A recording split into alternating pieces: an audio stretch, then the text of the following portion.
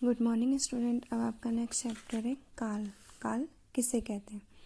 कि क्रिया के जिस रूप से क्रिया के होने के समय का बोध हो उसे काल कहते हैं। जैसे सोनाली ने नृत्य किया, मैं रोटी खाता हूँ, तो इसमें क्या है, काल का पता चल रहा है कि कौन से काल का है, कि वर्तमान काल का है कि भूतकाल का है या भविष्य काल का है। जैसे आपने इंग्लिश में टेंस भी पढ़े होंगे, प्रेजेंट टेंस, पास्ट टेंस और फ्यूचर टेंस।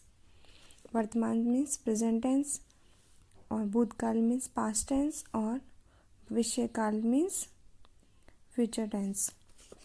अब है वर्तमान काल। वर्तमान काल कैसे? अब देखो, काल के भेद हो गए, 3 होते हैं, वर्तमान काल, भूतकाल और भविष्य काल। तो पहला है वर्तमान काल। क्रिया के जिस रूप से ये पता चले कि क्रिया अभी हो रही है या सामान्यतः होती है तो उसे वर्तमान काल कहते हैं। जैसे मैं शाम को खेलता हूँ, तो मैं शाम को खेलता हूँ, तो कौन सी क्रिया? खेलता हूँ, तो ये कौन सी रही? वर्तमान में हो रही है खेलना। ठीक है, तो ये क्या हो गया? वर्तमान काल। मतलब क्रिया के जिस रूप से पता चले कि क्रिया अभी हो रही है। कब हो रही है? अभी हो रही है, तो वर्तमान काल में होता है। और वर्तमान काल के भी कितने भेद होते हैं? 3 भेद होते हैं। पहला है सामान्य वर्तमान काल। क्रिया के जिस रूप से उसके वर्तमान काल में होने का सामान्य रूप से बोध हो वह सामान्य वर्तमान काल की क्रिया होती है, उसे सामान्य वर्तमान काल कहते हैं। जैसे देखो, वह पढ़ता है, तो नॉर्मल सेंटेंस है, नॉर्मल क्रिया हो रही कि वह पढ़ता है, तो क्रिया क्या कर रहा है? वो पढ़ने की कर रहा है। ठीक है, कि वह पढ़ता है। जैसे संचित गाता है। नेक्स्ट है अपूर्ण वर्तमान काल। क्रिया का वह रूप जिससे ये पता चले कि क्रिया वर्तमान काल में आरंभ होकर अभी चल रही है। और मैंने उसमें बताया था सामान्य काल में कि वर्तमान काल में होने का सामान्य रूप से बोध हो, क्योंकि जो काम हो रहा है वो क्या हो, उसका बोध होना चाहिए सामान्य का, तो सामान्य होगा। और अपूर्ण में है कि क्रिया का वह रूप जिससे ये पता चले कि क्रिया वर्तमान काल से आरंभ होकर अभी तक भी चल रही है। तो शुरू से आरंभ होकर वो अभी तक भी कंटिन्यू चल रही है, तो उसमें अपूर्ण वर्तमान काल होगा। नितिन गीत गा रहा है, तो नितिन गीत गा रहा है, तो नितिन कब से गीत गा रहा है कोई पता नहीं है। हलवाई मिठाई बना रहा है, ठीक है, तो क्या हो गई? बना रहा है। अब कब तक बनाएगा? ठीक है, तो ये अपूर्ण में आ गया। अब है संदिग्ध वर्तमान काल। जिस क्रिया के वर्तमान काल में होने के बारे में संदेह हो, मतलब जिसमें हमें थोड़ा सा भी संदेह होता है उस समय में होने के काम का, तो उसमें संदिग्ध वर्तमान काल होता है। संचित पढ़ता होगा, तो हमें संदेह है कि शायद वो इस टाइम में पढ़ता होगा, कि वो उस टाइम में पढ़ता होगा, तो उसमें संदिग्ध, मतलब जहाँ भी थोड़ा सा भी संदेह होता है वहाँ पे संदिग्ध वर्तमान काल होता है। दूसरा है आपका भूतकाल। क्रिया के जिस रूप से ये पता चले कि क्रिया बीते हुए समय में हो चुकी है उसे भूतकाल या अतीत काल भी कहते हैं। जैसे रमेश कोलकाता गया था, मतलब पास्ट में गया था, तो वहाँ पे कौन सा था? भूतकाल होता है। तो भूतकाल के कितने भेद बताए? 6 भेद बताए। पहला है सामान्य भूतकाल। क्रिया के जिस रूप से काम के सामान्य रूप से बीते हुए समय में पूरा होने का बोध हो उसे सामान्य भूतकाल कहते हैं। जैसे हम चिड़ियाघर गए, मतलब हम चिड़ियाघर गए, तो सामान्य हो गया।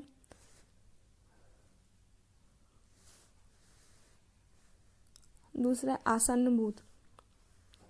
क्रिया के जिस रूप से ये पता चले कि क्रिया अभी अभी ही पूरी हुई है उसे आसन्न भूतकाल कहते हैं। मतलब अभी अभी कंप्लीट हुई है तो उसे आसन्न भूतकाल कहते हैं। माता जी खाना बना चुकी है, वह नहाकर आई है, मतलब ये काम कंप्लीट हो चुका है, तो उसमें कौन सा होगा? आसन्न भूतकाल।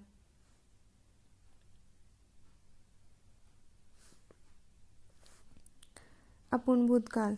क्रिया के जिस रूप से ये पता चले कि क्रिया भूतकाल में हो रही थी पर अभी समाप्त नहीं हुई, मतलब जो भी कार्य हो रहा था वो अभी तक समाप्त नहीं हुआ, अभी तक भी चल रहा है, तो वह अपूर्ण भूतकाल कहलाएगा। जैसे कपिल खेल रहा था, मैं नाश्ता कर रहा था, तब मैं नाश्ता कर रहा था।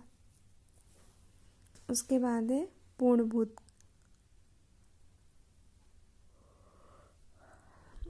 क्रिया के जिस रूप से ज्ञात हो कि क्रिया भूतकाल में काफ़ी पहले समाप्त हो चुकी थी उसे पूर्ण भूतकाल कहते हैं।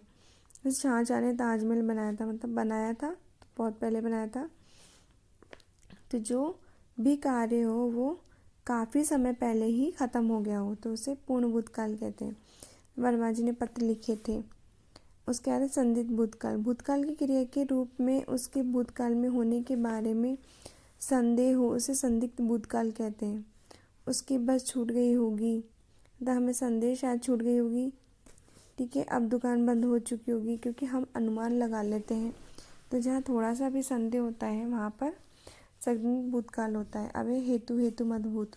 भूतकाल में एक क्रिया का दूसरी क्रिया पर निर्भर होना। भूतकाल में एक क्रिया का दूसरी क्रिया पर निर्भर होना हेतु मदभूत कहलाता है। यदि तुमने परिश्रम किया होता तो तुम पास हो जाते। यदि वर्षा होती तो फसल अच्छी होती। अब भविष्य काल। क्रिया के जिस रूप से क्रिया के आने वाले समय में होने का पता चले उसे भविष्य काल कहते हैं। जैसे कोई भी कार्य जो आने वाले समय में, मतलब जो भी आने वाला जो हमारा समय उसमें हम करेंगे। तो जैसे मेरा भाई आज आएगा, पिताजी रुपए लाएंगे, लाएंगे ना, लाएंगे, तो आने वाले समय में जो भी कार्य होगा वो भविष्य काल में आएगा। अब भविष्य काल के भी दो भेद बताए हैं। सामान्य भविष्य काल, ये क्रिया की जिस रूप से उसके भविष्य में सामान्य ढंग से होने का पता चले उसे सामान्य भविष्य काल कहते हैं। जैसे चोर पकड़ा जाएगा, मैं कल जाऊंगा। उसके बाद संभाव्य भविष्य, क्रिया के जिस रूप से उसके भविष्य में होने की संभावना का पता चलता हो उसे संभाव्य भविष्य काल कहते हैं।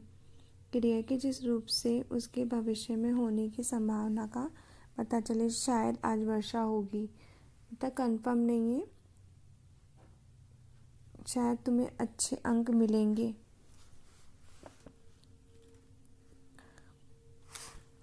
पक्ष। अपक्ष किसे कहते हैं कि प्रत्येक कार्य व्यापार किसी काल अवधि के बीच, मतलब कोई भी काम किसी समय के अंतर्गत होता है जो प्रारंभ से अंत तक फैला रहता है, और इस फैली हुई काल अवधि में कार्य व्यापार को देखना पक्ष कहलाता है। उस समय में उस कार्य व्यापार को देखना पक्ष कहलाता है। इसे हिंदी में पक्ष को 4 भागों में बांटा गया है। नित्यता बोधक पक्ष, इसमें क्रिया सामान्य रूप से चलती है और पूरी नहीं होती। जैसे रवि डॉक्टर है, तो क्रिया उसका कार्य क्या हो गया, कार्य व्यापार करना हो गया डॉक्टरी। तो उसमें उसका सामान्य रूप से चलती, तो सामान्य है डॉक्टर, और पूरी नहीं होती, मतलब उसकी डॉक्टरी चलती रहेगी। डॉक्टर है तो डॉक्टर का काम करता रहेगा तो वो चलता रहेगा, तो उसमें नित्य बोधक में आता है आवृत्ति मूलक। इसमें क्रिया सदैव बनी रहती है। जैसे सूरज पूरब से निकलता है, जैसे मतलब फिक्स है कि सूरज पूरब से निकलता है।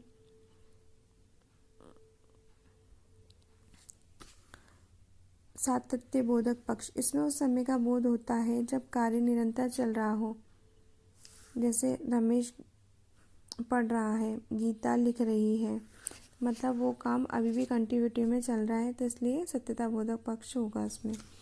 पूर्णकालिक पक्ष, इसमें कार्य व्यापार का पूरा या समाप्त हो चुका होता है, उसमें पूर्णकालिक पक्ष होता है। जैसे सुरेश काफ़ी दौड़ चुका है, शीला पुस्तक पढ़ चुकी है, मतलब काम फिनिश हो गया है। इसके बाद है वृत्ति, जब क्रिया रूप वक्ता या लेखक की मनोवृत्ति या प्रयोजन की ओर से संकेत करता है तो उसे वृत्ति भी कहते हैं, और वृत्ति को क्रियार्थक भी कहते हैं। जैसे क्रिया वृत्ति के मुख्यतः कितने भेद होते हैं, 6 भेद होते हैं। अज्ञार्थ, तुम अपने घर जाओ, मतलब इच्छार्थ, ईश्वर सबका भला करे, इच्छा रखने वाला,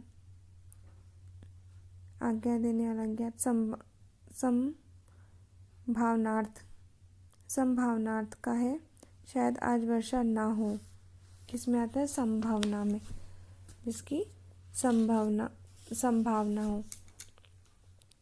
निश्चयार्थ, मुझे आज मुंबई जाना है, मतलब डिसाइड कर लिया कि मुझे आज मुंबई जाना है, निश्चय कर लिया। तो संकेतार्थ, यदि तुम पढ़ते तो पास हो जाते, मतलब संकेत दे रहा है कि अगर तुम कुछ काम करते तो तुम सफल हो जाते। इसमें प्रश्नार्थ, अब मैं क्या करूं, ये क्या है, क्वेश्चन मार्क चिन्ह, प्रश्नार्थ।